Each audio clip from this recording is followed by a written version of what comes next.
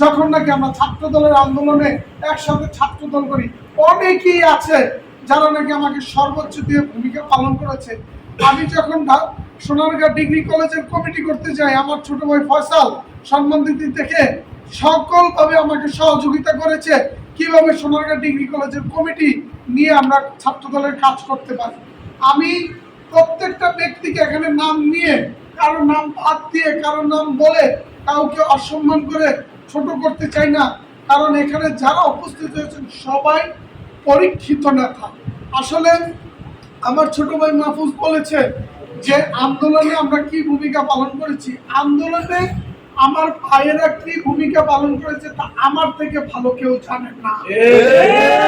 একটা কথা আমি বলবো, আহ্বান শোনার জন্য আমি কখনো আসি না। আমার ছোট ভাই মাহফুজকে বলবো, সিনিয়র নেতৃবৃন্দদের জন্য এমন পর্যায়ে হয়েছে যে আমরা যত বড় পোস্ট ক্যারি করি না কেন, আমরা সামনের সারিতে চেয়ার পাই না।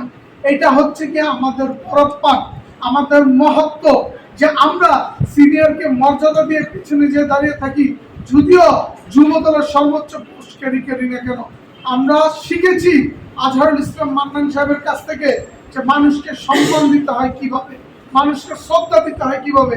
আমার ছোট ভাই মাহফুজকে একটা কথা বলবো যে তোমরা যারা এখন কষ্ট করছো, তোমরা যারা এখন ত্যাগ দিচ্ছ, তোমরা যারা এখন বঞ্চিত হচ্ছ, তোমরা তো আমার কাছে উপস্থাপনা করতে পারছো, কিন্তু আমি মান্নান সাহেবের ছেলে হয়ে, আমি যুব দলের সিনিয়র যুগ্ম আহ্বায়ক হয়ে, আমি নারায়ণগঞ্জ জেলা ছাত্র দলের সাবেক সাধারণ সম্পাদক হয়ে যখন সর্বোচ্চ ত্যাগ দিয়ে পিছনে বসে থাকি, আমার দুঃখ আমি কাকে বলবো?